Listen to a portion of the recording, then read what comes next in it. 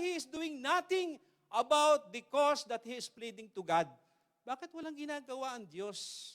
In his tone, he is about to lose his patience in prayer. Parang mawawala na siya ng pag-asa. No? Puro complain na lang yung kanya sinasabi sa Diyos. Yun ang laman ng kanyang prayer. So reasons, number 2, things we have to discuss, is the reason why we give up in our prayers. Ano-ano ba yung mga dahilan why a Christian will fail to pray? What is the reason why a Christian will stop in praying for something?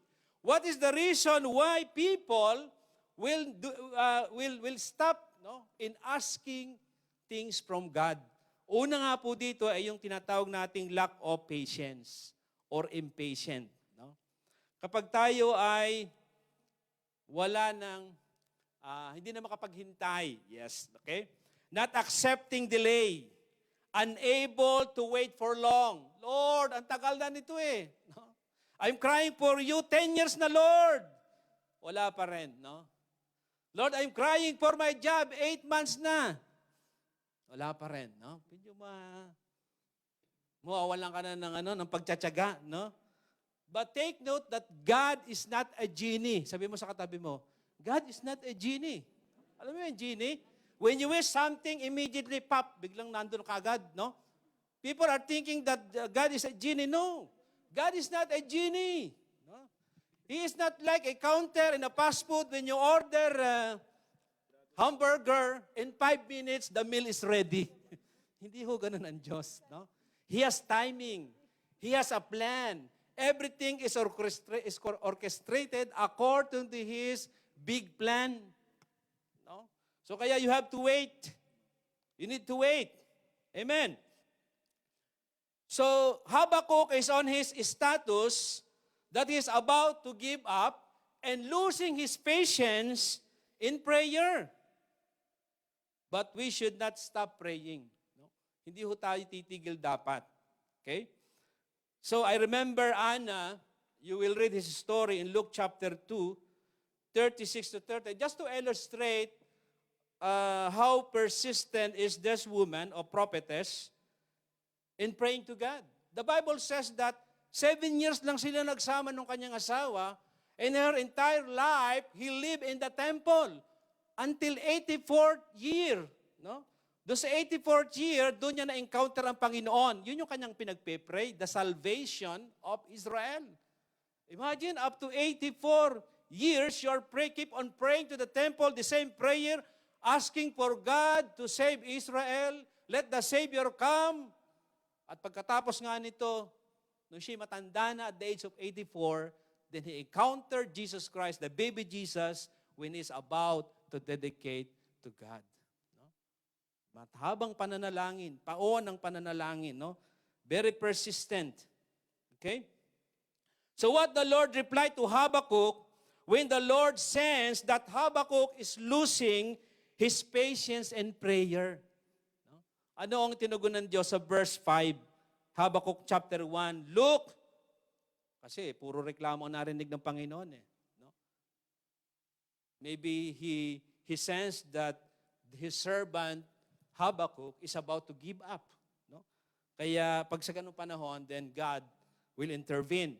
In verse 5 it says, look at the nations and watch and utterly amazed, for I'm going to do something in your days that you would not believe even if you were told. So it seems like, if we will paraphrase this verse 5, Habakkuk, I'm not sleeping. No? I'm doing something in your days that you will be amazed. I'm doing something behind the scene. Hindi ako natutulog, Habakkuk. No? O Habakkuk, ako'y merong ginagawa, no, sa iyong kapanahunan. I am not sleeping. I'm busy working for your cause. I'm working behind the scene. Kaya makinig po kayo, no? Because this is for all of us. This is for all of us who already are the birds of giving up in our prayer, like Habakkuk. No? So, what happened to the man of God? Okay? So, God remind him that he is working behind the scene. No? You know, prayer is, sabi nga ng mga may narinig akong teaching, no? Prayer is like a pregnant woman. At the first day of the conception, you will notice nothing in her appearance. Wala kang makikitang changes, di ba? Yun hubang nagbuntis na isang 1 week, 2 weeks, a month, makikita mo agad lumolobo yung tiyan? No. No? Gradually, maybe on the second, on the third, up to the 9th month, it is very visible that she is pregnant and about to deliver the baby. Okay? So ganun daw yung prayer, no? At the beginning, you will not see the result of what you are doing. It's just like the devil is telling you what you are doing is wasting of time. God is not listening to you. Yan ang mga ng diablo. No? But remember, as I have told you, prayer is like a woman who are about to give birth, no? Or pregnant, no? Gradually, makikita mo yan. Okay? So the 9-month period represents the timing. God has a timing for every prayer we send to Him. Ecclesiastes chapter 3 verse 11, and God will make everything beautiful in its time. No? So there's a timing for God. No? There is a whole picture, a bigger plan that we don't know. And only God is the one orchestrating everything. He is the architect working behind in all these plans. Kaya hindi pwedeng sabihin mo sa Diyos na ako'y pinabayaan ng Panginoon. I was been abandoned. I forget by God because He did not answer my prayer. Sometimes we become impatient because we look on our time. But instead, look on God's own timing. Kasi pag natinignan mo yung time mo, ay may iniphukat talaga tayo, no? You know, when we look on God's own timing, it is perfect and it's beautiful. Amen? Palakpakan po natin ang Panginoon. I remember my father. My father is the last member of the family who received Jesus. Matagal ho namin siyang ipinanalangin. No? It takes a longer years of crying to God, praying to God. Hindi lang ako. No? I have 2 brothers. So we are all born again Christian. So we pray to God, no, because my mother already died when I was 16. Okay? Maagang naman kinuha ng Panginoon yung aking ina. So, but our father is, he is a believer also. No? I mean, he is a Catholic, devoted Catholic Christian. No?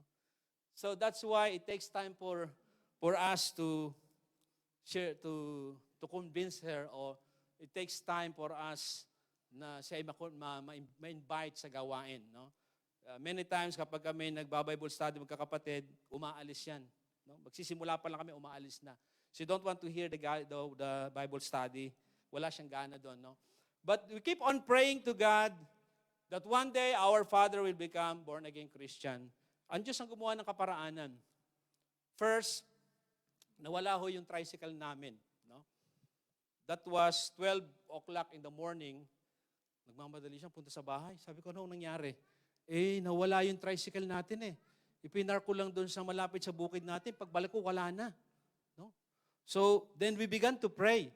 Our declaration when we are praying, that yung tricycle na yan, walang mawawala, iiwan na lang basta nung kumuha. Without any reason. Yun ang declaration namin. Iiwan siya somewhere there, walang mawawala. Yun ang dineclare namin at makikita. You know, after 3 hours of searching, no, nakita yung tricycle ng mga naghahanap. Around 3 to 4 kilometers away from the place kung saan niya pinark. No? Tama yung deklarasyon namin sa prayer. Walang nawala, nothing. Basta iniwan na lang doon sa daan. Hindi, nang walang kadahilan, hindi matrace kung ano nangyari, basta iniwan na lang, may gasolina naman. No? Praise God. No? Humanga yung aking ama sa Panginoon because of our prayer. At dininig ng Diyos. No? Pero hindi pa ho siya naging believer. Hindi pa. Dire-diretso pa rin. Hindi pa rin siya na-invite, no? Dumadal sa gawain. The same way, no? Ganun pa rin. Hindi pa rin siya nanampalataya like a Christian believer, no? A real Christian believer. And then the second thing, sabi nung kapatid ko, because we are in the wind, yun ang ministry namin eh. No? Nasa wind kami pareho. We know about spiritual warfare. Sabi niya, siguro kuya, yung mga idols na yan ang problema eh. They are the strongholds. Kakayungay niya mga strongholds. Ang ginawa ng kapatid ko, araw-araw, every week yata, nagbababa siya ng isa. Oo, ay napansin ng tatay ko, bakit nagkukulang yung mga ano rito? Hindi, nandyan lang ho yan, nandyan lang. Baka nagtago lang dyan, basta nandyan ho lang yan, sabi na.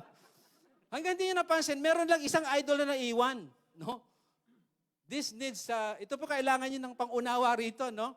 It doesn't mean that you will do the same way, no? May kanya-kanyang conviction ng Panginoon because many families have been destroyed because of wrong approach in this matter. Kaya pinapalalahan ko kayo, no? Yun yung conviction sa amin. So, yung maibaba niyo yung huling idol doon, after some weeks o ilang months yung lumipas, na-aksidente yung tatay namin sa tricycle. Lasing na lasing siya. Nakapagtataka rito, wasak yung tricycle, wala siyang sugat. Ayun, walang sugat. Doon na siya kakasigi. See, the Lord is sparing your life. No? God is so gracious to you. Nakita ko sa kanya na antiga kanyang puso. You know, when you see that the iron is hot, you strike it. No? Talagang, yun ang pagkakataon. I know that the Lord is there. Yung pagkakataon ay sinira na namin at doon siya tumanggap sa Panginoon. Glory to God. Hallelujah. Kaya talagang kailangan mong iyak sa Diyos. Iba't ibang pamamaraan ng Panginoon. God has His own way of saving our loved ones. But your part on this salvation is not to stop in praying. Huwag kang give up. Kahit pa nakikita mong parang hindi na ito mababago. No? Addict no? Drug addict. Hindi na mababago. No? Babaero lahat na. No? ABS-CBN, nasa kanya lahat. Alam niyo ba yung ABS-CBN? Huwag niyo na hong alamin. No? Alak, babae, sugal. Yun, ABS. No? Nasa kanya na lahat. Parang hindi mabago. But as you kneel down to God, crying, no? And you are persistent like that widow, mangyayari ho ang iyong pinapanalangin. Amen? Amen? So yun ay isang dahilan. Kapag tayo tumigil, naging impatient tayo, then sayang isang prayer na lang, tumugon na sana ang Panginoon. Amen? Amen? Ay tumigil ho tayo. So number 2 reason why Christian give up on prayer is wrong views or perceptions about God. Okay? So sabi doon sa Habakkuk chapter 1 verse 3, why do you make me look at injustice? Why do you tolerate wrongdoings? Ganun ho ba ang Panginoon? Is God tolerate wrongdoings? Is